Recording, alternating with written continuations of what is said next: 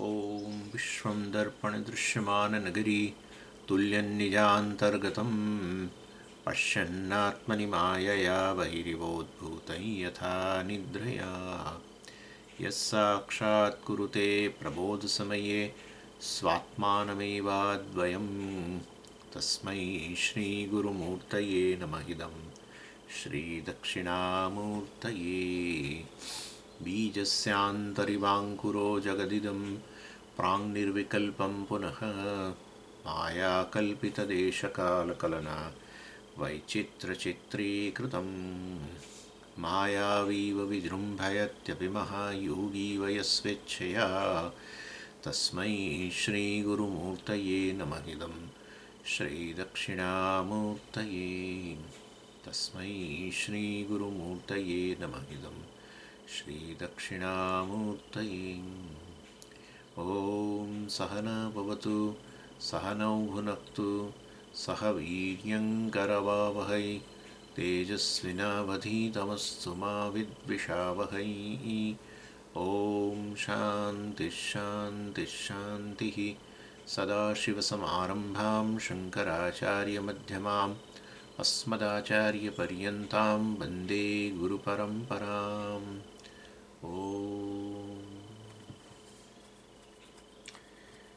ॐ पार्थाय प्रतिबोधितां भगवता नारायणेन स्वयं व्यासेन ग्रथितां पुराणमुनिना मध्ये महाभारतम् अद्वैतामृतवर्षिणीं भगवतीम् अष्टादशाध्यायिनीम् अम्ब त्वामनुसन्दधामि भगवद्गीते भवद्वेषिणीम्। यं ब्रह्मा वरुणेन्द्ररुद्रमरुतः स्तुन्वन्ति दिव्यैस्तवैः वेदैः साङ्गपदक्रमोपनिषदैः गायन्ति यं सामगाः। ध्यानावस्थिततद्गतेन मनसा पश्यन्ति यं योगिनः यस्यान्तं न विदुःसुरासुरगणाः। देवाय तस्मै नमः देवाय तस्मै। આ ત્રીજા અધ્યાયની અંદર આપણે શરૂઆત કરેલી એનો સાર જોવાનો, અને એમાં પ્રથમ 7 શ્લોકો જે છે એની અંદર આ અધ્યાયની ઇન્ટ્રોડક્શન, જેમાં અર્જુને પ્રશ્ન કર્યો કે હે ભગવાન, કારણ કે બીજા અધ્યાયમાં બંને યોગનું વર્ણન થયેલું, જ્ઞાનયોગ અને કર્મયોગ, અને એ બંને યોગમાંથી જ્ઞાનયોગની પણ ભગવાને મહત્ત્વ બતાવ્યું, જ્ઞાનીનું પણ પ્રશંસા કરી, અને અર્જુનને સાથે સાથે કહ્યું, કર્મયોગનું વર્ણન કર્યું, અને અર્જુનને કહ્યું કે આ કર્મયોગની ભાવનાથી તું યુદ્ધ કર, યુદ્ધરૂપી કર્મ જે છે એની પાછળની ભાવના તું બદલી નાખ અને કર્મ કર. પણ જ્ઞાનથી જો કોઈ હસ્તમાં શોકમાંથી મુક્તિ મળતી હોય તો પછી હવે આ કર્મયોગની જરૂર શું છે? અર્જુનને શોક ઉત્પન્ન થયેલો છે, અને માટે શોક નિવૃત્તિ માટે જ્ઞાન પ્રાપ્ત કરવું જોઈએ. જ્ઞાનીની પ્રશંસા પણ કરી, કેવી રીતે શોકમાંથી મુક્ત થઈ જાય છે, તો પછી એવા કર્મયોગની જરૂર ક્યાં છે? આમ કરીને અર્જુનને પ્રશ્ન જે થયો એનાથી શરૂઆત થઈ. આ અધ્યાયમાં અર્જુને પ્રશ્ન કર્યો કે શોકમાંથી મુક્તિ વગેરે માટે કયું સાધન છે? કારણ કે અર્જુનને અર્જુનને યુદ્ધરૂપી કર્મ કરવાનું કહ્યું, એટલે કર્મયોગની ભાવનાથી. તો એનો અર્થ એવો થયો કે અર્જુનને શોક ઉત્પન્ન થયો છે, એના માટે કર્મયોગ પણ સાધન છે, એવું જ અર્થ થયો ને. બીજી બાજુ જ્ઞાનયોગ પણ સાધન છે, શોક મુક્તિનું, આત્માનું જ્ઞાન પ્રાપ્ત કરો તો. એટલે કોઈને પણ પ્રશ્ન થાય કે આ બેમાંથી કયો મોક્ષનું સાધન છે, મારા માટે કયું સારું, શ્રેષ્ઠ, બેમાંથી એક સાધન વગેરે. એટલે ભગવાને પછી આ અધ્યાયમાં અર્જુને જ્યારે પ્રશ્ન કર્યો ત્યારે આ બધી વસ્તુઓ સ્પષ્ટ કરી, કર્મયોગની વિશેષ ચર્ચા કરી. અને એમાં આપણે જોયું હતું ગઈ વખતે કે થોડા મહત્ત્વના મુદ્દા એ છે કે કર્મયોગ અને જ્ઞાનયોગની વચ્ચે કોઈ પસંદગી નથી. એટલે માટે બેમાંથી કયું સારું મોક્ષ માટે, એવો એ પ્રશ્ન જ અસ્થાને છે. આ તો પહેલું આપણે વાત કરી હતી ને તમને, બુશર્ટ પહેરવો કે પેન્ટ પહેરવું, આવો તો કોઈ વિકલ્પ હોતો હશે? બે બુશર્ટ વચ્ચે પસંદગી હોઈ શકે કે બે પેન્ટ વચ્ચે પસંદગી હોઈ શકે, પરંતુ બુશર્ટ અને પેન્ટમાંથી શું પહેરવું આવો તો કે યોગ્ય જ નથી. એટલે બંને, એનો અર્થ કે બંનેની જરૂર તો છે, કર્મયોગ અને જ્ઞાનયોગની જરૂર છે. અને એમાં જ્ઞાનથી જ મુક્તિ મળતી હોય, આત્માના જ્ઞાનથી મુક્તિ મળતી હોય તો પછી કર્મયોગનો શું રોલ છે એવો પ્રશ્ન ઊભો થાય. તો કર્મયોગ જે છે વાસ્તવમાં તમને જ્ઞાન માટે અધિકારી બનાવે છે. એ વસ્તુ અર્જુન નહીં સમજી શકેલો, માટે એણે એમ માનેલું કે કર્મયોગથી સીધો જ મોક્ષ મળે, કારણ કે મને મોક્ષ શોક ઉત્પન્ન થયો છે, ભગવાન મને કર્મ કરવાનું કહે છે, યુદ્ધ કરવાનું કહે છે. એ યુદ્ધ પાછળની ભાવના બદલીને ઈશ્વર અર્પણ વગેરે દ્વારા મને કર્મ કરવાનું કહે છે. માટે કર્મયોગથી પણ શોકમાંથી મુક્તિ મળતી હોવી જોઈએ, અને જ્ઞાનથી તો મળે જ છે, તો ભગવાને સ્પષ્ટ કરેલું જ હતું. ભગવાને એટલે અહીંયા અધ્યાયમાં સ્પષ્ટ કર્યું કે ના ના ના ના, બંનેની જરૂરિયાત છે. કર્મયોગથી જીવનમાં અધિકારિત્વ પ્રાપ્ત થાય અને જ્ઞાનથી છેવટે તમને મુક્તિ મળે શોકમાંથી.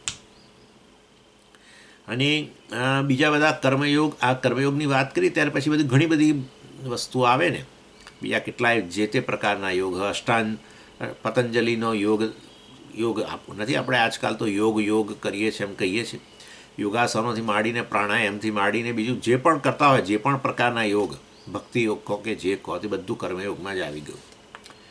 એનીવે, તો પછી આ બંનેનું આવશ્યકતા હોય, પણ એ બંનેના અનુષ્ઠાન માટે જીવન પદ્ધતિ તમે જે અપનાવી અપનાવો. એટલે તમે ગૃહસ્થ હો તો પણ આ બંનેનું અનુષ્ઠાન, કર્મયોગ અને જ્ઞાનયોગ. અને સંન્યાસી હોય તો પણ, કારણ કે બે પ્રકારના સંન્યાસ છે. એક સંન્યાસ છે કેવળ જ્ઞાન માટે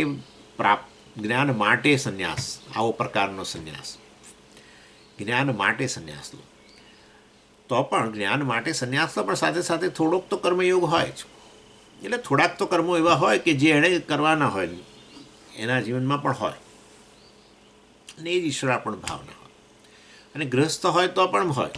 તો પછી સ્વામીજી બે જીવન પદ્ધતિની વાત જ ક્યાં છે, જેમાં બંનેનું અનુષ્ઠાન હોય જે તે જીવન પદ્ધતિમાં, જીવનશૈલીમાં. જેને માટે ભગવાને શબ્દ વાપરેલો નિષ્ઠા, લોકેસ્મિન દ્વિવિધા નિષ્ઠા, ત્રીજો શ્લોક. નિષ્ઠા એટલે જીવન પદ્ધતિ. હવે બંને વસ્તુઓ રહેલી જ હોય તો પછી હવે ફેર જ ક્યાં છે? સંન્યાસ ને ગૃહસ્થ બે વચ્ચે ભેદ જ નથી. ના, ભેદ છે. ભેદ એટલો છે કે એકમાં કર્મયોગની પ્રધાનતા છે અને જ્ઞાનયોગ ગૌણ છે, કારણ કે એવી આવશ્યકતા છે, અધિકારીત્વ પ્રાપ્ત કરવું છે, માટે કર્મયોગની પ્રધાનતા છે. એ ગૃહસ્થાશ્રમ. અને જ્ઞાનયોગ જે છે, સંન્યાસ જે છે, એમાં જ્ઞાનની પ્રધાનતા છે, જ્ઞાન પ્રાપ્ત કરવું વગેરે જ્ઞાનયોગની પ્રધાનતા છે. કર્મો થોડા છે, કર્મયોગની ભાવનાથી જે કંઈ કર્મો કરવાના છે એ થોડાક કર્મો છે. કેમ? કારણ કે ઘણે અંશે શુદ્ધિ છે, પણ છતાંય એ કર્મયોગ દ્વારા વધુ શુદ્ધિ અંતઃકરણને પ્રાપ્ત કરવા માટે પ્રયત્ન કરે છે. અને આ રીતે વાસ્તવમાં નિષ્ઠા જે છે જીવન પદ્ધતિમાં પસંદગી છે, એ ભગવાને અર્જુનને કહ્યું. નહીં કે કર્મયોગ અને જ્ઞાનયોગ વચ્ચે પસંદગી, એવી કોઈ પસંદગી નથી. બંનેની આવશ્યકતા છે. કર્મયોગ દ્વારા અધિકારીત્વ મળે જ્ઞાનનું, અને જ્ઞાનથી પછી શોકમાંથી મુક્તિ મળે. આ વસ્તુ આપણે પણ સમજીએ. સંન્યાસીને કેવા કર્મ હોય? પણ મેં તમને કહ્યું હતું, સંન્યાસીને અમુક કર્મ હોય છે, એને કે ભાષ્ય પારાયણ ને પ્રણવ જપ ને તે બધું હોય છે. અને દંડી સંન્યાસી હોય તો ઘણા કર્મો હોય છે. તમે જુઓ જ છો, આપણા શંકરાચાર્ય જે બધા દંડી સંન્યાસીઓ છે, તે લોકોના તો કેટલી પૂજાઓ ને આ ને તેને બધું ચાતુર્માસમાં પણ પાછી ચાતુર્માસ્યમાં પહેલા મહિનામાં પાછા અમુક પ્રકારના કર્મો, પૂજાઓ વગેરે, અને અમુક પ્રકારનું ભોજન, ને પછી બીજા મહિનામાં બીજા પ્રકારનું, ત્રીજા. એ બધા હંસી સંન્યાસીઓ છે, એ લોકોને હોય છે દંડી. અને હવે આવા સંન્યાસી મારા જેવા દાખલા તરીકે તો પરમહંસ કહેવાય. એટલે એ લોકો દંડ ધારણ ન કરે, પણ એમને બીજા પ્રણવ જપ, ભાષ્ય પારાયણ વગેરે બધું હોય છે.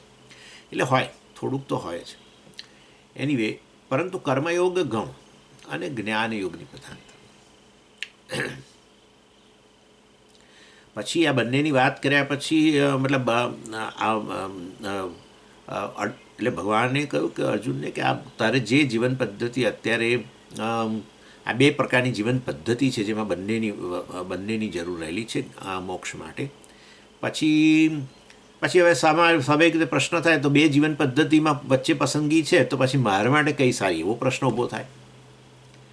ગૃહસ્થ રહેવું સારું કે સંન્યાસી બની જવું સારું? એમ ભલે બંને કરવાનું જ હોય તો બરાબર છે, પણ હું સંન્યાસ લઈને જ્ઞાન જે છે એને વધારે પ્રાધાન્ય આપું, જીવનમાં જ્ઞાનની પ્રધાનતા, સતત દિવસ દરમિયાન જ્ઞાન યોગ માટે પ્રયત્ન કરું, જ્ઞાન પ્રાપ્ત કરવાનો પ્રયત્ન કરું અને કર્મો ઓછા કરું તો. અને એવો પ્રશ્ન ઊભો થતો હોય તો ભગવાને બહુ ચોંકાવનારી વસ્તુ કહી દીધી. ભગવાન કહે છે કે વાસ્તવમાં બંને આશ્રમ, બંને જીવન પદ્ધતિ વચ્ચે ગૃહસ્થાશ્રમ જે છે એ ઘણો સારો છે. આવું સ્પષ્ટપણે ભગવાને કહ્યું. 95, 96, 97, 98, 99% લોકો માટે ગૃહસ્થાશ્રમ જ વધારે સારો છે.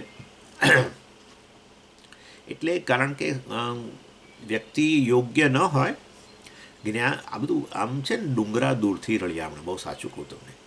આવું બધું બહુ સરસ લાગે કે આવું સ્વામીજી જેવું હોય ને તો બહુ સારું. આખો દિવસ આવું ભણાવવાનું ને ભણાવવાનું ને આવું બધું કર્યા કરીએ, અને ભિક્ષાઓ તો મળવાની જ છે, વગર પૂછે સારું જમવાનું મળવાનું જ છે, તો એ વધારે સારું દેખાય. પણ તમને સાચું કહું છું કે બહુ ખતરનાક વસ્તુ છે, બહુ જ ખતરનાક વસ્તુ છે. થોડા દાડાની અંદર જે વસ્તુ છોડી છે ને એની એટલી ઝંખના ઉત્પન્ન થાય છે કે ના પૂછો ને વાત. એટલે બધું જ્યારે તો બધું એ બધાની વચ્ચે હોય ત્યારે એની જાણે કિંમત નથી હોતી, એમ થાય કે આપણે ધરાઈ ગયેલા છીએ. પણ જેવો કૂદકો મારીને ફેન્સિંગ કૂદીને બીજી બાજુ જઈએ ને, અને થોડા જ દિવસ થવા દેવાના. પણ એવું તમે અમને કેવી રીતે કહી શકો? તો જઈને જરૂર એકાદ આશ્રમમાં જઈને રહો, કોઈક આશ્રમની અંદર જઈને રહો મહિનો. તમે તો આપણે 2 ટાઈમ જમવું છે અને બસ ભણવાનું છે, બીજું તમને કોઈ ડિસ્ટર્બ નહીં કરે. મહિનો જઈને રહો, અને મહિના દરમિયાન પછી મનની અંદર કેવા કેવા કીડા ઉત્પન્ન થાય છે જોજો. કેટલી વાર તો વિચાર આવશે કે કેટલાય કન્સર્ન મનની અંદર, પેલા લોકો ઘરે આ કર્યું છે કે નહીં કર્યું, પેલાના માટે એડમિશન માટે જવાનું હતું, પેલા શેર બધા છે આમથી આમ ટ્રાન્સફર કરવાના હતા, આ હતું પેલું હતું, આખી આનું આ જ ચાલશે. એટલે બેઠા છો સામે કઠોપનિષદ લઈને બેઠા છો, પરંતુ મન તો પાછું ત્યાં જ ફરે છે. મન વાસ્તવની અંદર મન જો આપણે જ્યાં આપણા પ્રકારના આપણે જેના પ્રત્યે રાગ છે, હજી નજીકના વ્યક્તિઓમાં જ મન ફરતું હોય તો મન પછી બ્રહ્મમાં નથી ફરવાનું. એનો અર્થ કે અધિકારી છીએ જ નહીં. એટલે માટે વાસ્તવની અંદર, એટલે એવું કહેવાનો આશય નથી કે કોઈ અધિકારી નથી, પરંતુ આવું સામાન્ય તો છે જ, એ તો બધા સ્વીકારશે જ. ભાગ્યે કોઈ એકાદ વ્યક્તિ હોય કે જેનું મન એમાં જ લાગેલું રહે. બાકી જેવા વ્યક્તિ નવરો પડે ને એની સાથે મન છે જે રાગનો વિષય હોય કે દ્વેષનો વિષય, ઘણીવાર દ્વેષ એટલો બધો પ્રધાન બની જાય કોઈકના પ્રત્યેનો જૂનો કે તમે બેસી જ ન શકો, એટલો ક્રોધે ઉત્પન્ન થાય, ઈર્ષાએ ઉત્પન્ન, બધું કેટલું થાય એમાં તો. એટલે ઇન શોર્ટ કહેવાનો આશય છે કે એટલું સરળ નથી, આ બોલવું જ સરળ છે. એટલે એ તો આપણે એટલે એ રીતે સારું છે કર્મયોગની પ્રધાનતા, એટલે જીવન લાઈફસ્ટાઈલમાં એક્ટિવિટી વધારે હોય ને તો જરા આ બધી વસ્તુઓ ઠીક રહે. અને એટલા માટે જોઈએ છે આપણે પેપરની અંદર વગેરે પણ કે કોઈ અનફિટ વ્યક્તિ સંન્યાસ લઈને પછી કેવી મુશ્કેલીઓ ઊભી થાય છે. સંન્યાસ આશ્રમને બેહુદો બનાવી દે છે, અને સંન્યાસીઓની, અને આમે આપણા ત્યાં ભારતની અંદર પણ સંન્યાસીઓની મજાક ઉડાવવાનું, સંન્યાસ આશ્રમની મજાક ઉડાવવાની ટીવી સિરિયલોમાં અને બધે બહુ ચાલતું હોય છે, સખત ચાલતું હોય છે. પેપરોવાળા પણ બહુ જ કરતા હોય છે ઓવરઓલ. અને એમાં પછી કોઈ આવો કિસ્સો આવી જાય તો એ લોકોને ઘણો બધો મસાલો મળી જતો હોય છે. એટલે ભગવાને કહ્યું કે ભાઈ ભલે મેં 2 જીવન પદ્ધતિ કહી, બંનેના અનુષ્ઠાન માટે આ જીવન પદ્ધતિ કહી, પણ જ્ઞાનયોગની પ્રધાનતા અને કર્મયોગ ગૌણ એવી જીવનશૈલી જેને સંન્યાસ આશ્રમ કહેવાય, એમાં જ કૂદકો મારવો એટલો હિતાવહ નથી, એવું ભગવાને સ્પષ્ટપણે કહી દીધું. અને એટલે જ અર્જુનને પણ કદાચ હોય ને કે બંનેની વાત હોય તો ચાલો હું તો મારે આ કર્મ છોડી દઉં અને મને તમે જ્ઞાન આપો, અને બીજા જે કંઈ નાના મોટા નિયત કર્મ કરવાના છે એવું કરીશ ઋષિકેશમાં ગંગા કિનારે બેસીને, તો પછી મારે એ જીવન પદ્ધતિ અપનાવી છે, એવું અર્જુનને જો મનમાં આવ્યું હોય તો ભગવાને કહ્યું ગૃહસ્થાશ્રમ સારો છે, સ્પષ્ટપણે કહી દીધું. એટલે અને આપણે ભગવાને એને સીધું કહ્યું. અને આપણે અત્યારે આપણા વચ્ચે વાત કરતા હોઈએ તો આપણે આ બધા પ્રયોગો જરૂર કરી શકીએ. આપણે ટેમ્પરરી સંન્યાસી બનીને આપણું મન ક્યાં ખરેખર આ બ્રહ્મમાં રહે છે કે આ જે ઉપદેશ અપાઈ રહ્યો છે એની અંદર આપણું મન લાગેલું રહે છે, કે રાગદ્વેષના જે વ્યક્તિઓ વિષયો છે એની અંદર મન લાગેલું રહે છે. અને તમે જોશો તો પ્રમાણિકપણે બધા સ્વીકારશે કે આપણે રાગદ્વેષના જે વિષયો છે, વ્યક્તિઓ છે, એની અંદર જ મન ફરે છે. સામે ગમે એટલા પુસ્તકોને ગમે પડ્યું હોય અને એ કદાચ કલાક માટે સારું લાગે, પણ આખો દિવસ જો કરવાનું હોય ને તો મન તૈયાર જ ના થાય. એટલે એ દૃષ્ટિએ ભગવાને બહુ સ્પષ્ટ એડવાઇસ આપી દીધી કે ભાઈ ભલે બંને બે પ્રકારની જીવન પદ્ધતિ છે, જેમાં એકમાં કર્મયોગની પ્રધાનતા અને જ્ઞાન ગૌણ છે, બીજામાં જ્ઞાનની પ્રધાનતા અને કર્મયોગ ગૌણ છે, પરંતુ આ જ સારો છે કર્મયોગ કરવો જીવનમાં. રાગદ્વેષ ધીરે ધીરે ધીરે એને ધીરે ધીરે પોતાના કબજામાં લાવવા, એને એને એના પરનું નિયંત્રણ આવવું, મનની શુદ્ધિ લાવવી અને સાથે સાથે જ્ઞાનનું અનુષ્ઠાન કરવું ગૌણ રીતે, એ સારું છે.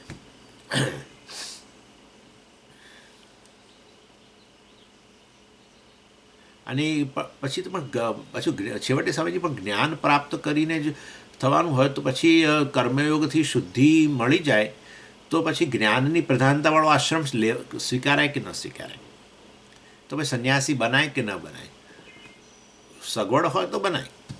સગવડ એટલે આ પ્રકારની આપણે જે પ્રકારના વાતાવરણમાં છીએ ત્યાંથી પરમિશનો બધું મળી જતું હોય ને બધી રીતે આપણી જવાબદારીમાંથી મુક્ત હોય તો બની શકાય. પણ બાકી નહીં તો પણ સ્વાભાવિક પછી કદાચ ન બનાય તો ગૃહસ્થ જ્ઞાનીનું વર્ણન તો ભગવાન કર્યું જ છે, હમણાં કરવાના જ છે 4થા અધ્યાયમાં. હા, બસ એટલે આ રીતે કર્મયોગની પ્રધાનતાથી જેમ આપણા જીવમાં શુદ્ધિ આવતી ગઈ ને, એમાં આપોઆપ જ પેલું જે જ્ઞાન યોગ ગૌણ હતું એ હવે પ્રધાન બનવા માંડે છે. આપોઆપ જ થઈ જાય, કારણ કે સત્વની પ્રધાનતા આવી મનમાં, રાગદ્વેષ વગેરે પર નિયંત્રણ આવ્યું એટલે રજોગુણ વગેરે દબાયા, સત્વની પ્રધાનતા આવી. કર્મયોગને કારણે કર્મયોગમાં આપણે જોઈશું હમણાં બસ નિસ્વાર્થ કર્મો પણ ઘણા છે વગેરે બધું. એટલે એ રીતે વાસ્તવમાં આપણે ચિત્તની શુદ્ધિ થતી જ ગઈ તો પછી જ્ઞાનનો એક આપોઆપ જ પ્રબળ બનતો ગયો ગૃહસ્થાશ્રમની અંદર જ. અને એવું જ્ઞાન પ્રાપ્ત કરીને ગૃહસ્થ જ્ઞાનીઓ મુક્ત થયા છે અને એ જ મોટા ભાગના છે. મોટા ભાગના જ્ઞાનીઓનું વર્ણન જે બૃહદારણ્યક ઉપનિષદમાં કરવામાં આવ્યું વંશ બ્રાહ્મણની અંદર, એમાં સંન્યાસીઓ તો રડ્યા ખડ્યા જ છે, મોટા ભાગના ગૃહસ્થ લોકો જ છે.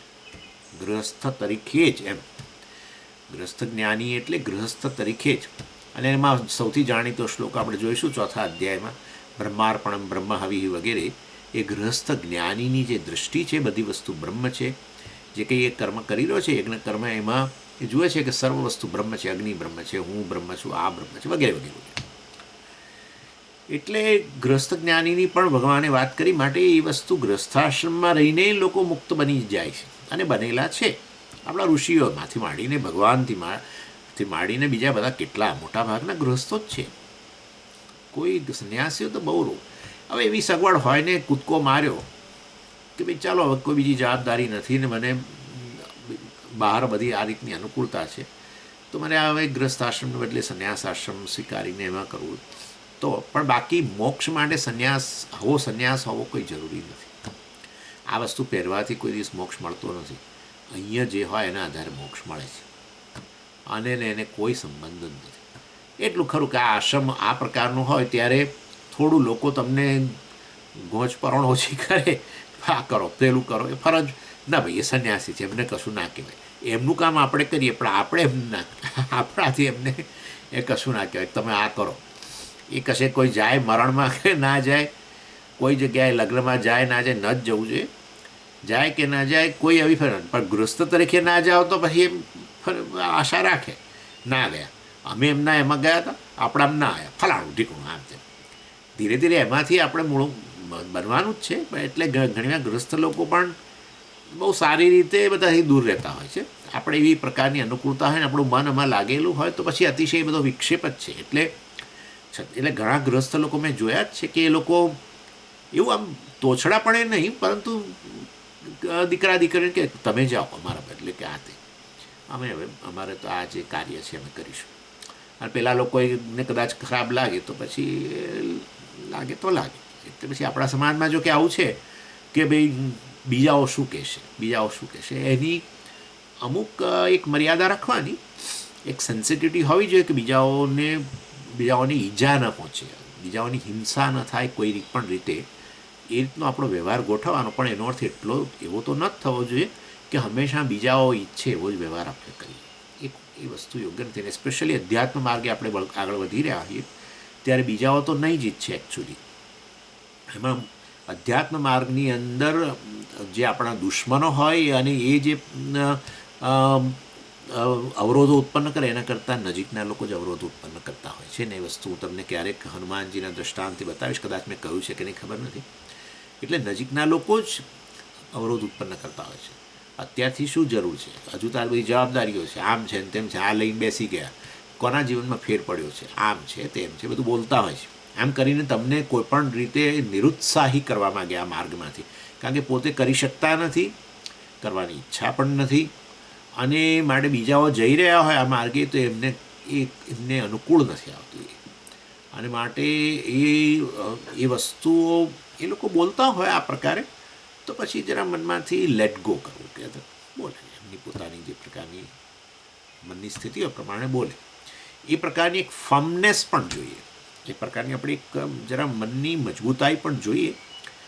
તોછડા પણ ના આવવું જોઈએ, પરંતુ સાથે સાથે મનની મજબૂતાઈ. હસી કાઢવાનું, કોઈ આવું કે આ બધાની શું જરૂર છે, આમ તેમ ભગવદ્ ગીતા ભણીને કોનો ઉદ્ધાર થયો છે, જુઓ ફલાણામાં હજુ તો આ ક્રોધ છે ને ફલાણામાં ફેરવું છે.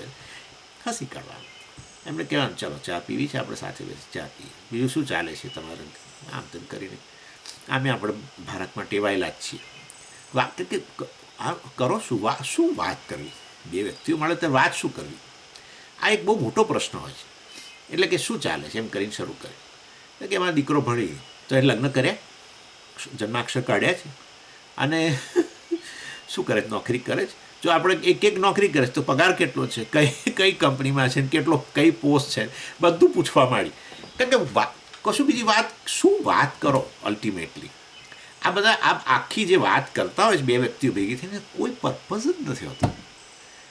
અને એવું નથી કે આપણા ભારતમાં, અમેરિકાની અંદર હંમેશા આખો દિવસ વેધરની જ વાતો, આ વાતા, ગઈકાલ સારું હતું, હવે આજે તડકો નીકળ્યો, પલંગ આજે આટલું, કોઈ અર્થ નથી વાતો, પણ કરે બે ભેગા. એટલે આપણને એમ છે કે ભેગા થાય કંઈક તો વાત કરવી પડે ને, એટલે પછી આવું બધું વાતો કાઢે. એની વે જે હશે તે. પરંતુ મારો કહેવાનો આશય એવો છે કે ભગવાને અહીંયા સ્પષ્ટપણે કહ્યું કે ખરેખર વાસ્તવની અંદર આ જે છે એની સંન્યાસ આશ્રમની મેં એ વાત કરી, એ પ્રકારની જીવન પદ્ધતિ જેમાં જ્ઞાનયોગની જ પ્રધાનતા અને કર્મયોગ ઘણો ઓછો, એક્ટિવિટી ઓછી, અને આ પ્રકારનું મન જ્ઞાનમાં શ્રવણ વગેરેની અંદર લાગેલું રહે, એ મેં જીવન પદ્ધતિ કહી, પરંતુ એ જરા અઘરી વસ્તુ છે. અને માટે સેફ વસ્તુ એ છે ગૃહસ્થાશ્રમમાં રહીને જ આ પ્રકારે આગળ વધવું.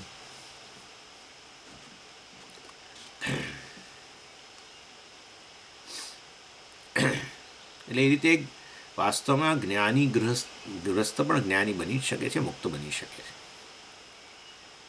અને ભગવાને પોતાનું તો ઉદાહરણ આપેલું જ છે. મહાગૃહસ્થ છે તો 16,108 અર્જુને મહાગૃહસ્થ છે. બાય અર્જુનને 3 કે 4 પત્નીઓ હતા, દ્રૌપદી ઉપરાંત પણ બીજા.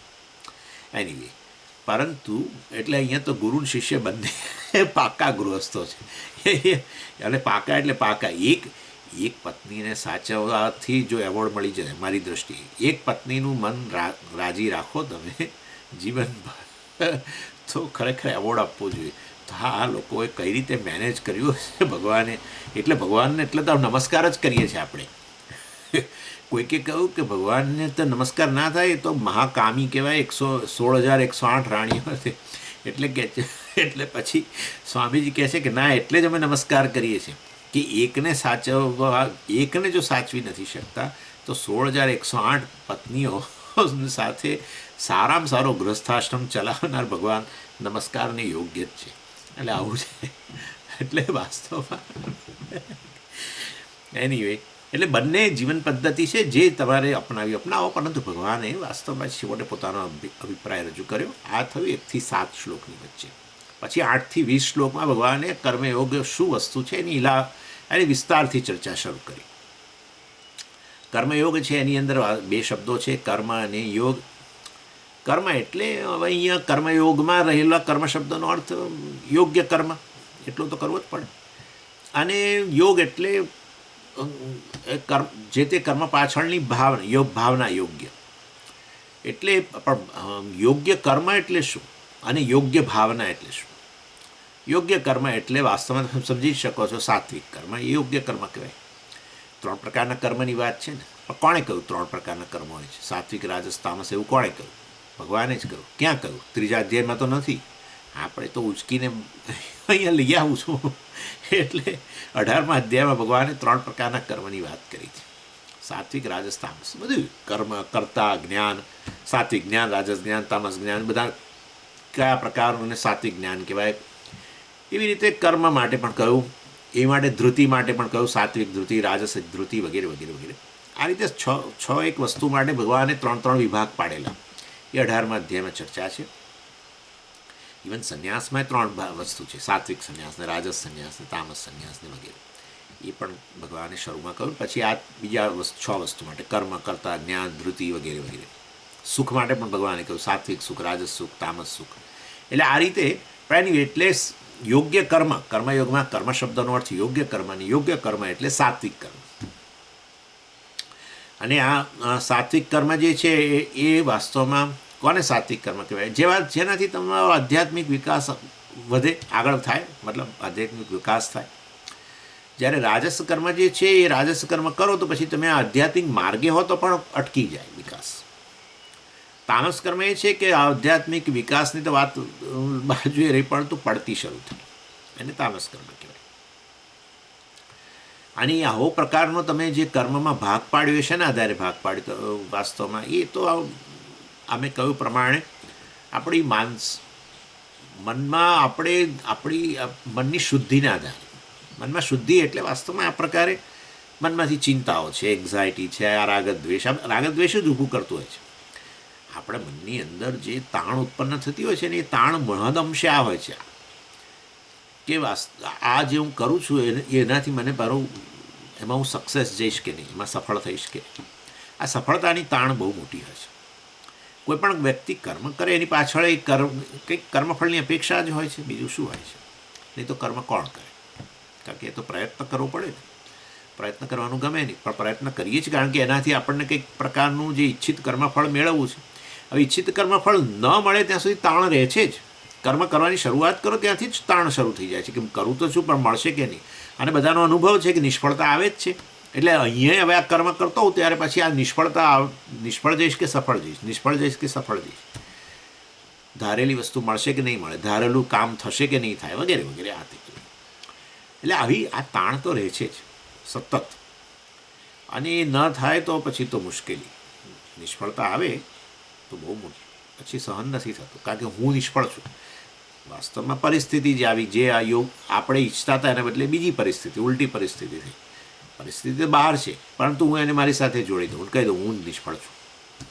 અને હું નિષ્ફળ છું તો પછી તો નડે જ આપણને કંઈ એ વસ્તુ. એટલે આ રીતે કહેવાનો આશય એવો છે, આ બધી વસ્તુઓને કહેવાય કે મન માદું છે. એટલે આપણા રાગદ્વેષને અનુરૂપ વસ્તુ ન બની. આપણે જે ગમો હતો આપણને એ પ્રકારની પરિસ્થિતિ ન થઈ. જે વસ્તુ અણગમો જેના પ્રત્યે હતો એ જ વસ્તુ બની. અણગમાને અનુરૂપ જ આપણે બધું મૂલ્યાંકન કરીએ, આપણું અને બહાર આપણી જીવનની પરિસ્થિતિઓનું. અને એમાં આપણું ધાર્યું ન થાય એટલે આ પ્રકારે મન વધારે વધારે માંદું થતું જાય. રાગદ્વેષને કારણે જ આ છેવટે વાત થાય છે. માટે રાગદ્વેષ ધરાવતું મન જ વાસ્તવમાં સામાન્ય તાવ ધરાવતું મન છે. પણ એ તાવની જેમ તીવ્રતા વધે એ આ છે. રાગદ્વેષને અનુરૂપ કર્મ કરીએ, રાગદ્વેષમાંથી જ ઈચ્છા, એ જ રાગદ્વેષ જ ઈચ્છા છે. હું આ ઈચ્છું છું કારણ કે મને ગમે છે, હું આ નથી ઈચ્છતો, આ ન બનવું જોઈએ મારા જીવનમાં કારણ કે મને અણગમો છે વગેરે વગેરે. એ ગમો અણગમો કે રાગદ્વેષ જ ઈચ્છા છે આમ તો. અને ઈચ્છાના આધારે કર્મ કરીએ અને ઈચ્છિત કર્મફળ મેળવવા માટે આપણે સતત પ્રયત્ન કરીએ. અને એ ન બને એટલે આપણા રાગદ્વેષને જે શત્રુ હતા ને એમણે જ આ બધું ઉત્પન્ન કર્યું. અને હવે ન બન્યું, નિષ્ફળતા અને પહેલાંય તાણ ને આ બધું. એટલે મન જે છે એમાં એનો તાવ વધતો જ ગયો. કે મેં આ શબ્દ લઈ આવ્યા ક્યાંથી તમે? કારણ કે આવવાનો છે આ શબ્દ વિગત જ્વરા એટલે તાવ. કર્મયોગનો એક ભાગ છે જ્વરામાંથી મુક્તિ. એટલે મન છે આ રીતે માંદુર. અને એ એક વાર નહીં, આવું તો રોજ જે આપણી હજારો ઈચ્છાઓને અનુરૂપ હજારો કર્મ કરીએ અને એમાં પ્રત્યેકમાં તાણ રહે કે મળશે કે નહીં મળે, મળશે કે નહીં મળે, મળશે કે નહીં મળે, મને મારું ધાર્યું થશે કે નહીં થાય, ધાર્યું થશે કે નહીં થાય, થશે કે નહીં થાય. અને જે પ્રકારની વ્યવસ્થા છે જગતમાં એ પ્રમાણે તો 10 વસ્તુઓ ધારીઓમાંથી 2 જ થાય, 8 છે ધાર્યા કરતાં ઓછું થાય એવું બને, અથવા ધાર્યા કરતાં ઉલટું જ થાય આવું એ બને, ધાર્યા કરતાં વધારે થાય, ક્યારેક ધાર્યું હોય કંઈક એના કરતાં વધારે કંઈક સારું હોય એવું બને. આ બધી શક્યતાઓ દર વખતે હોય છે, 4 શક્યતાઓ હોય છે. અને માટે ધાર્યું જ થાય એવું એ તો એક જ શક્યતા છે, બાકીની 3 પણ છે. અને માટે એટલે આ પ્રકારની જે એન્ઝાયટી આપણા મનમાં તાણ જે હોય છે ને, ચિંતા, તાણ ચિંતા બધું જ, અને પછી એમાંથી એક થોડોક નેગેટિવ એપ્રોચ પણ આપણા મનમાં ઉત્પન્ન થાય. નેગેટિવ એટલે એક પ્રકારની એક નકારાત્મક વલણ જીવન પ્રત્યે, લોકો પ્રત્યે, પરિસ્થિતિઓ પ્રત્યે નકારાત્મક વલણ આવે જ્યારે આપણે નિષ્ફળ બનતા જઈએ ને ત્યારે. હા, અને આ બધી વસ્તુ એનો અર્થ એવો થયો કે મન હવે વધારે ને વધારે એની દવા નથી થઈ એટલે વધારે માંદગી આવતી જાય છે. ગંભીર માંદગી કોને કહેવાય સ્વામીજી? ડિપ્રેશનને ગંભીર માંદગી કહેવાય. એ તો એ ન કરો તો મુશ્કેલી ના પાર નહીં, પછી એનું જીવન બહુ જ ખલાસ થઈ ગયા જેવું છે. ડિપ્રેશન બહુ જ ખરાબ વસ્તુ છે. એનીવે, એટલે ઇન શોર્ટ આ રાગદ્વેષમાંથી જ છેવટે થયું છે બધું, રાગદ્વેષ. અને માટે વાસ્તવની એને જ આપણે એટેચમેન્ટ ને એવર્ઝન ને આવું બધું અંગ્રેજીમાં આવા શબ્દો વાપરે. પણ એનીવે, એટલે કહેવાનો આશય એ છે કે સાત્વિક કર્મ એ છે જે કર્મ વાસ્તવમાં આપણા રાગદ્વેષને એની પૂર્તિ માટે નહીં, પરંતુ અન્યના રાગદ્વેષની પૂર્તિ માટે, અન્યને સહાયભૂત થાય.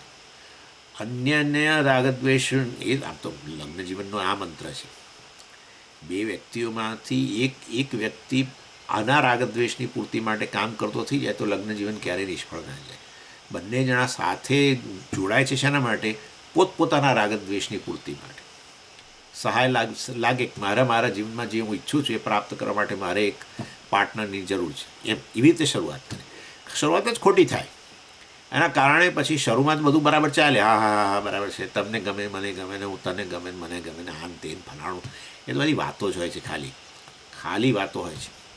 અને વર્ષમાં જ આખી પરિસ્થિતિ બદલાઈ જતી હોય છે. લોકોને ખબર પડે છે કે આપણે જે ધારીએ છીએ એ આપણું ધાર્યું હંમેશા લગ્ન જીવનમાં ન કરી શકાય, બીજાનું ધાર્યું પણ આપણે કરવું પડતું હોય છે. અને એ રીતે વાસ્તવમાં એ ન કરીએ તો મનમાં કોન્ફ્લિક્ટ રહેવાની જ છે, સંઘર્ષ. એ માનસિક સંઘર્ષ ક્યારેક પછી બહાર અભિવ્યક્ત થાય ને વધી જાય તો પછી છૂટાછેડા સુધી પહોંચે. એનીવે, એટલે સાત્વિક કર્મની વાત કરીએ તો છેવટે આ રાગદ્વેષ શત્રુઓ છે, તમે સમજી લેજો બરાબર. એટલે આ સાત્વિક કર્મ દ્વારા આપણે આપણા રાગદ્વેષની પૂર્તિ માટે, આપણા સ્વાર્થની પૂર્તિ માટે નહીં, નિસ્વાર્થપણે એટલે બીજાઓના સ્વાર્થની પૂર્તિ માટે. તો પછી આપણા રાગદ્વેષને પોષણ ન મળે તો પછી ધીરે ધીરે શત્રુઓ નબળા પડે. શત્રુઓને પોષણ ન મળે, શરીરને પોષણ ન મળે તો શરીર કેવું ધીરે ધીરે નબળું પડતું જાય. એવી રીતે નબળું પડે તો પછી આપણું એના પર પ્રભુત્વ આવે. આપણે એવું નથી કહેતા કે જતા રહે, શત્રુઓ આ રીતે નબળા પડે ને છેવટે નાશ પામી જાય. શરીર છેવટે નબળું પડે, આવી રીતે પોષણ ન મળે, અન્ન ન મળે તો, અને પછી નાશ પામી જાય એવું ઈચ્છે છે. એવું જેવી જરૂર નથી. છો ને રહ્યા રાગદ્વેષ છો, અમુક વસ્તુ આપણને ગમે છે, અમુક નથી ગમતી, સારું છે કે ખોટું નથી, પણ આ પૂરું એ પૂર્તિ એના પૂર્તિ માટે આપણને એ ફરજ ના પાડે, બસ એટલું જ.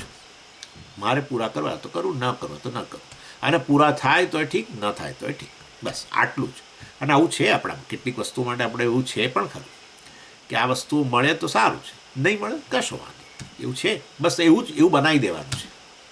બીજી બધી કેટલી વસ્તુ એવી છે જેના માટે આપણો આગ્રહ છે આ વસ્તુ આમ જ થવી જોઈએ, આમ જ હોવું જોઈએ, આમ જ હોવું જોઈએ, આમ થાય તો જ મને આનંદ થાય, આમ થાય તો મને આનંદ ન થાય, મારું ધાર્યું થાય તો જ મને ગમે. આ પ્રકારનું કેટલીક વસ્તુઓ માટે, વ્યક્તિઓ માટે જે આપણો વલણ જે છે ને એ આપણે બદલવાનું છે, જેથી કરીને આપણું મન માંદગીમાંથી મુક્ત થઈ જાય. બસ મનને માંદગીમાંથી મુક્ત કરવું એના માટે જ કર્મયોગ છે. એટલે આ રીતે સાત્વિક કર્મ અન્યના સ્વાર્થને પૂર્તિ માટે, અર્થાત જે કંઈક કરીએ એનાથી બીજાઓને ફાયદો થાય એટલું. હું એવું જોવાની જરૂર નથી સ્વામીજી બીજાઓને શું ગમે છે હું પૂછું પછી એને આધારે કરવું, એવું જરૂર નથી. તમારા કર્મો તમે સમજી જ શકો છો. તમે જે કર્મ કરો એનાથી તમને ફાયદો થાય તો જરૂર થવાનો જ છે, પણ બીજાઓને ફાયદો થાય. પણ મને શું ફાયદો થાય? અને મોટો ફાયદો થાય. હું કર્મ કરું બીજાઓને ફાયદો થતો હોય તો મને તો ઉપરથી કશું ના મળે. એ જ કહીએ છીએ ને ત્યારે, એ તમને મોટું મળે. જે તમે શોધી રહ્યા છો એ તમને મળે. તમે કર્મફળથી જે શોધો છો એ વસ્તુ કર્મથી જ મળી જાય, એમ કહીએ છીએ આપણે. શું મળે? આનંદ મળે. કયા નિસ્વાર્થ કર્મથી આનંદ નથી મળતો એ મને કહો ને. એક નાનામાં નાનું કામ તમે કોઈના માટે કર્યું દિવસ દરમિયાન, નાનું કામ, તો આનંદ તો થાય છે, સંતોષ થાય જ છે. એટલે જે વસ્તુ તમે કર્મફળથી શોધો છો, આનંદ કે સુખ કે સ્વતંત્રતા, એ તમને કર્મથી જ મળતું થઈ જાય. એ જ આશય છે. અને માટે વાસ્તવમાં એ પેલું તો સુખનો આભાસ છે. કર્મફળ મળે એટલે સુખ મળી જાય અને કોઈ કર્મફળ જે છે કે જગતનો વિષય કે પરિસ્થિતિ, એ તો જળ વસ્તુ છે ને. એ જળ વસ્તુમાં સુખ ક્યાં છે? સુખ જળ વસ્તુનો સ્વભાવ જ નથી. કારણ કે સુખ વસ્તુ જ નથી. પહેલી વાત જ આ છે. સુખ નામની કોઈ વસ્તુ જ નથી. સુખ નામનો કોઈ પદાર્થ છે નહીં જગતની અંદર. પદાર્થો છે પણ સુખ નામનો પદાર્થ નથી. બધી જેમ વસ્તુ હોય, પેન પેન્સિલ આ તેમ, સુખ નામનો પણ એક વસ્તુ છે. એવું કશું છે નહીં. એટલે સમજી લેવાનું કે કોઈ આપણે કર્મફળ રૂપે કોઈ વસ્તુ મેળવવા ઈચ્છીએ, વ્યક્તિ હોય, વસ્તુ હોય કે પરિસ્થિતિ હોય, ચાલો, એ તો એના પર આપણે બ્રાન્ડ કરીએ છીએ કે આ સુખ છે. ખરેખર સુખ નથી. એ આપણે જોઈએ છીએ વેદાંતમાં ઘણી બધી રીતે કેવી રીતે સુખ ઉત્પન્ન થતું હોય છે. એ તો આપણી ઈચ્છાની નિવૃત્તિ થઈ ત્યારે ખરેખર એનાથી સુખ મળતું હોય છે. અને એટલે ઈચ્છાની નિવૃત્તિ તો થાય જ પણ. એટલે ઈચ્છાની નિવૃત્તિ ક્યારે થાય? જ્યારે ઈચ્છિત કર્મફળ મળે તો ને સ્વામીજી. ઈચ્છાની નિવૃત્તિ થાય તો સુખ મળે એવું જરૂરી નથી પાછું, એ ખરું. પણ જ્યારે સુખ જન્મે ત્યારે ઈચ્છાની નિવૃત્તિ થઈ જેટલું માનજો. પરંતુ પ્રત્યેક ઈચ્છાની નિવૃત્તિ થાય તો સુખ જન્મે એવો કોઈ નિયમ નથી. ઘણી ઈચ્છાઓ તમે ઈચ્છા નિવૃત્તિ કરી, ઈચ્છિત વસ્તુ મળી ગઈ, મળ્યા પછી લાગે કે આ ક્યાં આમાં પડ્યા, નહોતું પડવા જોઈએ, આ ખોટી ઈચ્છા કરી હતી સ્વામીજી. મારે અણસમજમાં આ વસ્તુની મેં ઈચ્છા કરી હતી. વસ્તુ મળી ગયા પછી એમ થાય કે આને ના મેળવી હોત તો સારું થાત. હવે આ બધું આમાં બહુ ગંભીર વસ્તુઓ છે, એમાં હું આગળ નહીં વધું. ઘણી વસ્તુ એવી છે, તે તમને જ એ લિસ્ટ ખબર છે, મારે જાણવાની જરૂર નથી. ઈચ્છિત વસ્તુઓ મેળવ્યા પછી પણ આપણને ખાલી સિમ્પલ વસ્તુ તમને કહું હોય કે આવું આપણું આ સાધન મોબાઈલ નામની વસ્તુ, આવો મોબાઈલ જે છે તમે લેટેસ્ટ મોડેલ લઈ આવો અને પછી લાયાના બીજે જ દિવસે એ કંપનીવાળા જાહેરાત કરે કે આના કરતાં આજે છે એના કરતાં સારું મોડેલ, આ મોડેલ કરતાં સસ્તા ભાવે પાછું બસ એની જાહેરાત થાય કે વેચાય. ત્યારે થાય કે આ રાહ જોઈ હોત તો સારું થાત, 2 દિવસ મોડા લીધું હોત તો સારું થાત. આવું તો બધું ઘણું છે. કારમાં આવું થાય છે. આપણે એક મોડેલ લઈ આવીએ અને પછી કંપનીવાળા કે ના આના અમે ભાવ, એ જ મોડેલના ભાવ હવે ઘટાડી દીધા 2 દિવસ પછી. તો આપણે અત્યારે ક્યાં ઈચ્છા કરી, થોડો વખત પછી આપણે લીધું હોત તો સારું ના. ઇન શોર્ટ બધું ઘણું છે એમાં તો. અથવા ઘણી બધી નવી ફેસિલિટી સાથે એ પાછું મોડેલ બહાર પાડે ત્યારે આપણને એમ થાય કે આ વળી ઉતાવળ કરી દીધી આપણે આ લઈ આવવા. એટલે ઈચ્છિત વસ્તુ મળી ગઈ પણ તેથી સુખ ના જન્મ્યું એમ મારું કહેવાનું છે.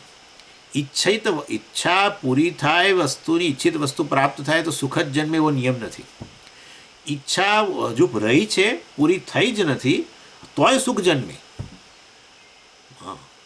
થાય છે. તો હું અત્યારે કોઈ જોક તમને કહું, તમારી કોઈ ઈચ્છા હું પૂરી નથી કરતો, તમારા મનમાં શેની ઈચ્છા છે એ મને નથી ખબર, પણ હું તમને એક જોક કહું તમે હસવા માંડો છો. હસવું જ ના જોઈએ ને, કારણ કે એટલી બધી ઈચ્છાઓ છે ને હજુ એકે પૂરી નથી થઈ તો દુઃખમાં જ રહેવું જોઈએ. પણ આવું તો કશું છે નહીં. એક નાના બાળકને રમતું જોઈને આપણે ખુશ થઈ જઈએ, એક જોક સાંભળીને ખુશ થઈ જઈએ, કંઈક નેચરમાં જઈને ખુશ થઈ જઈએ, સરસ મજાના ગુલાબ આપણે ત્યાં ખીલ્યા હોય, મોગરા ખીલ્યા હોય ને એને આમ જોઈને એની સુગંધ માત્રથી આમ પ્રસન્ન થઈ હતી. આવું બધું કેટલું છે. ભગવાને લખલૂટ આપ્યું છે કે જે વસ્તુની ઈચ્છા તમે નથી કરી એવું આ જગતમાં કરોડો વસ્તુઓ છે જેના પ્રત્યક્ષથી, જેના અનુભવ માત્રથી સુખ જન્મી જાય છે. તમારી કોઈ ઈચ્છા પૂરી થાય એવી જરૂરી નથી સુખ જન્મવા માટે. ઈચ્છા પૂરી થાય તો સુખ જન્મે એવું જરૂરી નથી. ઈચ્છા પૂરી થાય તો સુખ જન્મે, ઈચ્છા પૂરી ન થઈ હોય તો પણ સુખ જન્મે. આ બધું બતાવે છે ખરેખર ઈચ્છિત વસ્તુ મળવી જરૂરી નથી સુખ માટે. આટલું નક્કી. અને માટે વાસ્તવમાં સુખ માટે વાસ્તવમાં ખરેખર જરૂર છે કર્મફળ કરતાં કર્મ તરફ નજર રાખવી. કર્મ એવી રીતે કરીએ કે જેને કારણે સુખ જન્મે, અને તમારો મારો અનુભવ પણ છે કે આ રીતે આવા પ્રકારના નિસ્વાર્થ કર્મ, સાત્વિક કર્મ છે એ જરૂર, જેમાં એટલે આપણે જોઈએ છે કે જે કર્મ કરીએ ને એનું ફળ જ્યારે બીજા લોકોને પણ મળે અને એ લોકો રાજી થાય તો એને જોઈને આપણે રાજી થતા હોઈએ છીએ. એટલે આ રીતે જેમ આપણા કર્મની ગુણવત્તા બદલાતી જાય, વધુને વધુ સાત્વિક બને, એમ આપણી મન મન પણ શુદ્ધ બનતું જાય, નિસ્વાર્થતા. ચાલો, એટલે આ કર્મયોગમાં રહેલું કર્મ એટલે શું? યોગ્ય કર્મ. યોગ્ય કર્મ એટલે શું? આવું સાત્વિક. પછી રાજસ કર્મ, કે જેની અંદર જે લાભ મેળવનારા જે છે ઓછા, સ્વાર્થ પ્રેરિત કર્મ. એટલે શું? હું અને મારું કુટુંબ, બસ એવી રીતે કર્મ કરું કે જેને કારણે ફાયદો મને કે મારા કુટુંબને જ થાય. પહેલાંમાં જેમ આપણે કહ્યું નિસ્વાર્થપણે બીજાઓને પણ ફાયદો થાય, એવું નહીં, ખાલી મને ને મારા કુટુંબને ફાયદો થાય એવા જ કર્મ કરું, બસ. તો એ રાજસ કર્મ થઈ ગયું. એટલે આનાથી આગળ પછી બીજાઓ માટે હું દરકાર ન કરું. એનીવે, અને તામસ કર્મ છે, આ બધી ચર્ચા બહુ કરેલી છે આપણે પહેલાં. તામસ કર્મ જે છે એ એવા કર્મ છે જેના કારણે અન્યને નુકસાન કરવું. એ કર્મ કરીને એવું કર્મફળ મેળવવું કે જે અન્યને નુકસાન કરે, એ પ્રકારે. એટલે મને ફાયદો થાય ને બીજાને નુકસાન થાય. રાજસ કર્મ એટલે વાસ્તવમાં મને કે મારા કુટુંબને. ઘણીવાર હવે પોતે બેચલર હોય ને બીજું મોટું કુટુંબ ના હોય તો કેવળ મારા જ સ્વાર્થ માટે કર્મ કરવું, એ રાજસ કર્મ. અને સાત્વિક કર્મ એટલે વાસ્તવમાં તમે હંમેશા એવી રીતે જ કર્મ કરો કે જેથી કરીને તમને જરૂર ફાયદો થાય અને અન્યને પણ ફાયદો થાય. આ રીતે ભગવાને યોગ્ય કર્મ, કર્મયોગનો એક ભાગ કર્મ, એક શબ્દ કર્મ અને એ કર્મ એટલે યોગ્ય કર્મ, એટલે કે સાત્વિક કર્મ, એ કર્મયોગ કહેવાય એવું કહી દીધું. પછી યોગ. યોગ એટલે શું? યોગ્ય વલણ. યોગ્ય વલણ શેની પાછળ? કર્મ અને કર્મફળ પાછળ. કર્મ અને કર્મફળ પાછળ પણ સ્વામીજી એ તો તમે સાત્વિક કર્મ કહી દીધું. હા, પણ એ સિવાય સાત્વિક કર્મ કરો એ સિવાય તમે તમારા માટે પણ કરશો ને કર્મ, બીજા તમારું જીવન ચલાવવા માટે. હવે સ્વામીજી મારા જીવન ચલાવવા માટે હું કર્મ કરું છું, એમાં હું ક્યાંથી નિસ્વાર્થતા લાવું? મારે એ તો હું મારા કુટુંબના જીવન નિર્વાહ માટે કરતો હું. તો એમાં યોગ્ય વલણ. યોગ્ય વલણ એટલે શું? કર્મ પાછળનું યોગ્ય વલણ ને એ કર્મફળ પાછળનું પણ યોગ્ય વલણ, અને એને કહેવાય સમત્વ. અને એમાં સમત્વમ એટલે પહેલાં ભગવાને કહ્યું સમત્વમનો એક ભાગ છે ઈશ્વરાર્પણ બુદ્ધિ. જે કર્મ કરું એમાં ઈશ્વરાર્પણ બુદ્ધિ, કે ભાઈ મને ભગવાને એક તક આપેલી છે, આ જગ્યાએ હું છું, અમુક પરિસ્થિતિમાં છું, અમુક જગ્યાએ છું, તો એમાં હું મારું શ્રેષ્ઠ કર્મ કરું. ઈશ્વરને અર્પણ કરવું એ શ્રેષ્ઠ કર્મ છે. અને માટે એવું એ પ્રકારનો અણગમો ના લાવો. આ તો આવું તો કંઈ મારે કરવાનું હોતું હશે, ભાઈ ભગવાન ઈચ્છે છે તને આ પરિસ્થિતિમાં મૂક્યો છે, એ ભગવાનનો સંકલ્પ છે. એ તને આવીને ફોનથી નથી કહેતો કે મેં તને આ કામ સોંપ્યું છે. એ તારે આપોઆપ સમજી જવાનું કે જે પણ જગતની પરિસ્થિતિ, આ જગતમાં બધી જ વસ્તુઓ પોતપોતાના સ્થાને ગોઠવાઈને પોતપોતાનું કામ કરી જ રહેલી છે, સતત અર્પણ ભાવનાથી કરી જ રહેલી છે. સૂર્ય હોય તો આ હોય તે હોય બધું જ. તો પછી આપણું પણ એ મને આ પરિસ્થિતિમાં મૂક્યો છે. એક સ્થાને છું આ જગતની અંદર, હું પણ એક સ્થાને છું, એક પરિસ્થિતિમાં છું. અમુક વર્ણ આશ્રમ વગેરે જે પણ છે ચાલો એ ન ગણીએ તો પણ છું, અને એમાં મારે શ્રેષ્ઠ કરવાનું છે. એટલે જેમ આ જગત પોતાની આહુતિ આપે છે એ રીતે હું પણ. એટલે આ રીતે કોઈ પણ કર્મ માટે અણગમો નહીં. એટલે નહીં તો શું થાય છે કે આપણને સતત અંદરથી પછી એ જ થાય છે, આ કરવું પડે છે, આ કરવું પડે છે, મને ગમતું નથી, આ કરવું પડે છે, આ કરવું પડે છે, એવો જ આપણને સતત થાય છે. ઇવન લોકોને નોકરી વગેરે કરતા હોય છે એની અંદર પણ ઘણીવાર આવું હોય છે. એના કારણે સતત મનની અંદર સંઘર્ષ જ ચાલ્યા કરતો હોય છે. અને રોજ પછી કરવું તો પડે જ. અમુક પ્રકારની જોબ હોય તો હવે તમારે રોજ જે કરવું જ પડે. અઠવાડિયું પછી શનિ રવિ રજા હોય કે રવિવાર રજા, વળી પાછું એ. એટલે સતત મનની અંદર ફરિયાદ ને કકળાટ ચાલતો હોય છે. મેન્ટલ સ્ટ્રેન જેને કે ચાલ્યા જ કરતું હોય સતત. અને પછી એની અસર શરીર પર પડે. થોડાક વર્ષો વીતી જાય ને પછી શરીર પર એની અસર પડે. પછી શરીરમાં રોગો દેખાવા માંડે. રોગોનું કારણ બીજું પણ હોઈ શકે, પરંતુ આ એક કારણ છે હવે બહુ જાણીતું થઈ ગયું છે મેડિકલ સાયન્સમાં કે આપણું મન સ્વસ્થ ન હોય તો શરીર પણ અસ્વસ્થ બનતું જ જાય છે. એટલે આ પ્રકારે આપણે સતત આવો અણગમો રહેતો હોય છે જે પણ કરીએ ને એની પાછળ. ભગવાન કહે છે ઈશ્વર આપણ બુદ્ધિ. ઈશ્વર એટલે કે હું, ભગવાન કહે છે કે હું આ જે કંઈ જગતમાં છે તું જોઈ લે, હું જ આ બધા રૂપે રહેલો છું, તો અહીં જોઈ બધા લોકો કેવી રીતે કામ કરે છે. બધાને મેં એક એક સ્થાને ગોઠવેલા છે અને બધા જ પોતપોતાનું કાર્ય કરે છે, પ્રેમથી કરે છે. તો પછી તું કેમ ન કરી શકો? તું પણ જગતનો એક ભાગ જ છું અને માટે તું પણ વાસ્તવમાં બધા જ જાણે ઈશ્વરને આહુતિ આપી રહેલા છે. એક સૂર્ય હોય, આ હોય, તે હોય, બધા જ પૃથ્વીનું પોતાનું એક સ્થાન છે, એનું કાર્ય છે આધાર આપવું, પોષણ આપવું, આ તે કરે છે આરામથી. એ અણગમો નામની વસ્તુ દેખાતી નથી કોઈ જગ્યાએ. આ અણગમો ના હોય એટલે મને જે ગમે એવું કરું, જે ન ગમે એ ન કરું એવું નહીં, વલણ બદલી નાખે. જે કરું એ ગમે, બસ. જે પણ કરું, જ્યાં પણ જે પણ પરિસ્થિતિમાં હું હોઉં, એ પરિસ્થિતિને મેં ઇન્વાઇટ નથી કરેલી,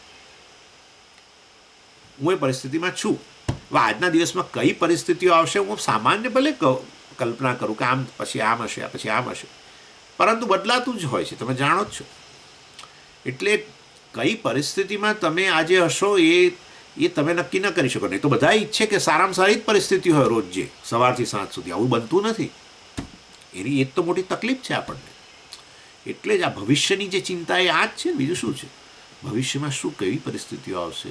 ભવિષ્ય એટલે બધું. આજનો દિવસ હજુ મારા માટે, આ તો અત્યારે સવાર પડી છે એટલે કહું છું.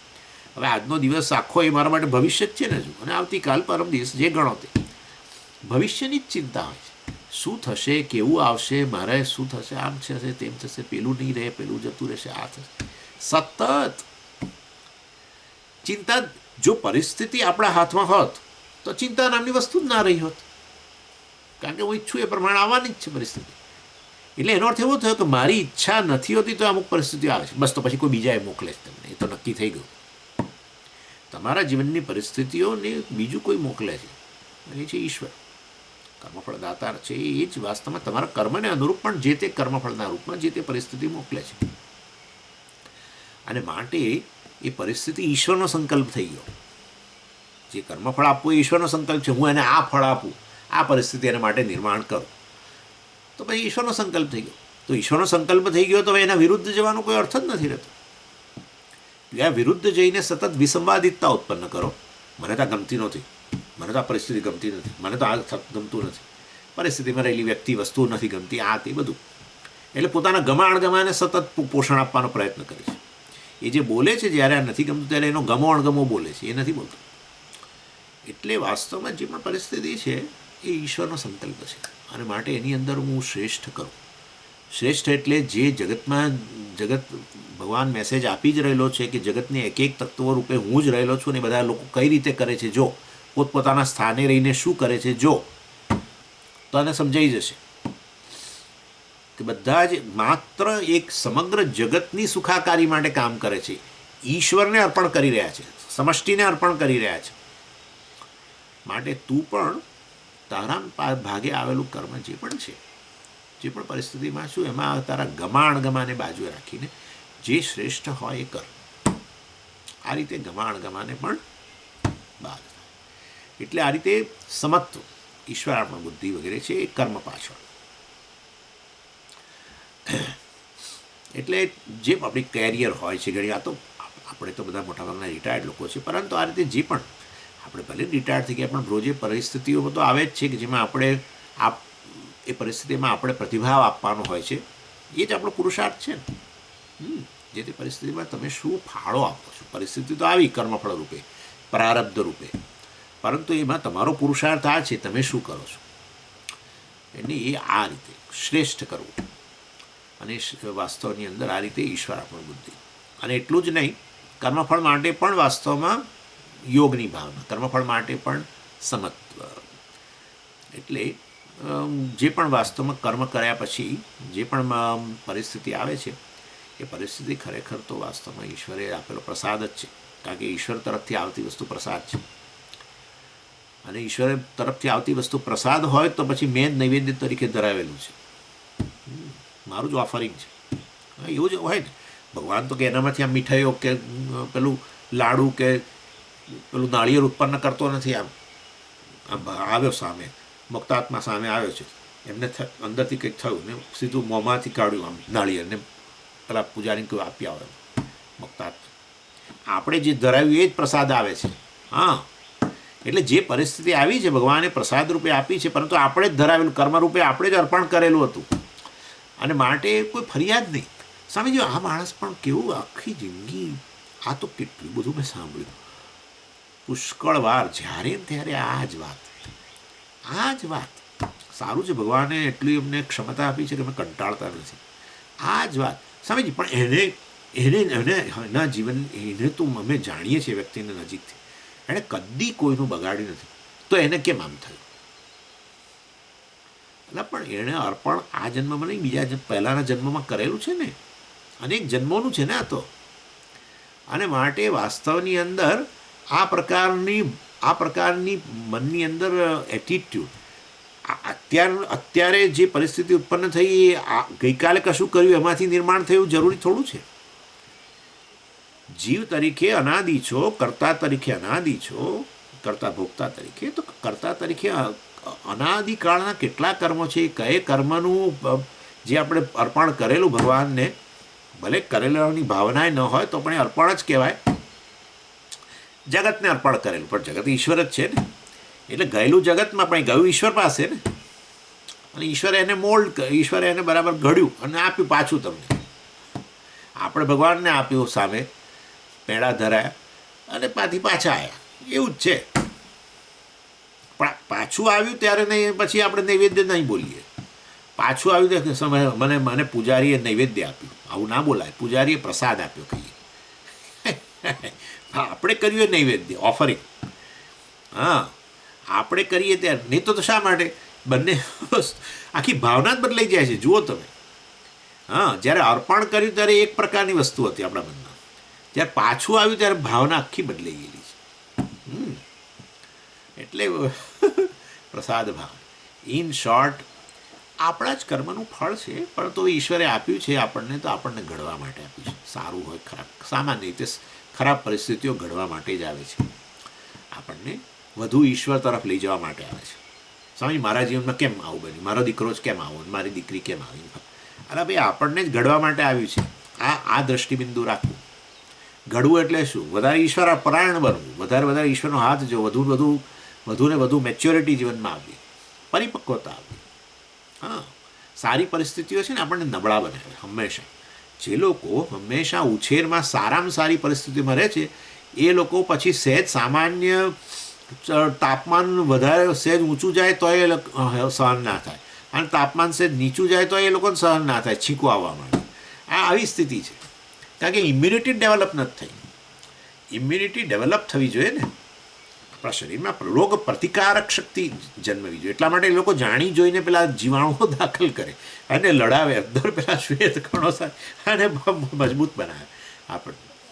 એટલે જે લોકો બહુ જ સારી આમ કહેવાતી અનુકૂળ પરિસ્થિતિઓની અંદર રહેતા હોય છે ને, એ લોકો ફ્રેજાઇલ બહુ હોય છે. નાનામાં નાનું સહેજ આમ તેમ થાય, અને થવાનું તો છે જ, અને ત્યારે એ હાલી જાય. એટલે ખરાબ પરિસ્થિતિઓ આપણને ઘડવા માટે જ આવે છે, અને સારી જ છે, welcome. In fact they are the best teachers. જો તમારામાં યોગ્ય વલણ હોય તો, કે ભાઈ ભગવાને મોકલ્યું છે ને માટે, અને એ કોઈ દિવસ મને શિક્ષા કરવા માટે, આ એક વસ્તુ ખાસ ખ્યાલ રાખવાની કે ભગવાન શિક્ષા કરે છે, આ વસ્તુ કાઢી જ નાખવાની. કોઈ દિવસ શિક્ષા કરતો હોય તો આપણા જેવો જીવ થઈ ગયો, એ શિક્ષા કરે છે, દંડ કરવાની ભાવના. પણ સ્વામીજી કહે છે તો ખરા, દંડ એ દંડના રૂપમાં નહીં, આપણને યોગ્ય રીતે ઘડવા માટે. જેમ મા બાપ બાળકને દંડ કરે, ખરેખર જ્યારે બાળકને દંડ કહેવાતો દંડ કરતા તો એમના હૃદયમાં પીડા હોય છે, પણ એમને ખબર છે કે આ નહીં કરીએ તો આ છોકરા કે બાળકનું જીવન આગળ જતાં બગડી જશે. માટે અમુક વસ્તુઓ એ બાળકને ન ગમે તો એ કરતા દેખાય, પરંતુ ખરેખર એના હિતમાં જ હોય છે, એવી રીતે. એટલે ખરાબ પરિસ્થિતિઓ આવી માટે ત્યારે ભગવાનને દોષ આપવાને બદલે જાણવું કે મારા મા બાપ જ છે, તો પિતામહસ્ય જગત માતા થતા, માટે ક્યારેય આપણી ભાવના એ કર્મફળ પરિસ્થિતિ માટે બદલવી નહીં. એનું નામ સમત્વ. સતત ઈશ્વરનો હાથ જોવો અને પ્રત્યેક પરિસ્થિતિનો આ રીતે ફાયદો લેવો. અને આના માટે ઉદાહરણ તમને આપી શકું કે એવું જો હોય કે આપણા અત્યારના જીવનમાં બધા શ્રેષ્ઠ સારામાં સારું જ કર્યું હોય તો હું તો તમને કહું કે આપણા કરતાં સારું કરનારાના હજારો ઉદાહરણ પડેલા છે અને એમના જીવનના અંદર એવા એવા દુઃખ આવેલા છે કે જેની કોઈ સીમા નથી. પહેલું ઉદાહરણ છે યુધિષ્ઠિર, બીજું ઉદાહરણ છે નળરાજા.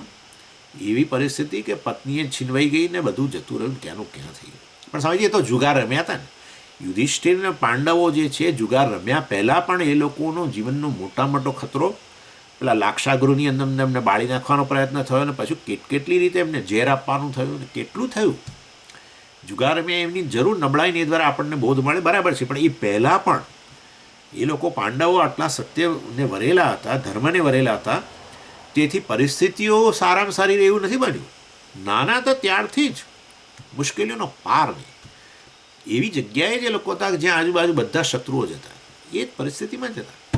એવી તો ખરાબ પરિસ્થિતિ આપણી નથી. નળરાજાની તો સ્થિતિ બહુ જ ખરાબ થઈ ગઈ. એટલે કહેવાનો આશય એવો છે કે આપણો જ કર્મનું ફળ છે, પરંતુ ભગવાન આપે છે જે તે પરિસ્થિતિ, જે તે કર્મફળ જે તે પરિસ્થિતિના રૂપમાં આપે, અમુક સમયે જ આપે, તો એ આપણને ઘડવા માટે છે, અમુક વસ્તુઓની આસક્તિમાંથી છોડાવવા માટે છે. અને માટે ચાલો દીકરો આવો છે તો દીકરા પ્રત્યેની આસક્તિ જાય, ધીરે ધીરે જતી રહે, ઈશ્વર તરફ આસક્તિ વધે.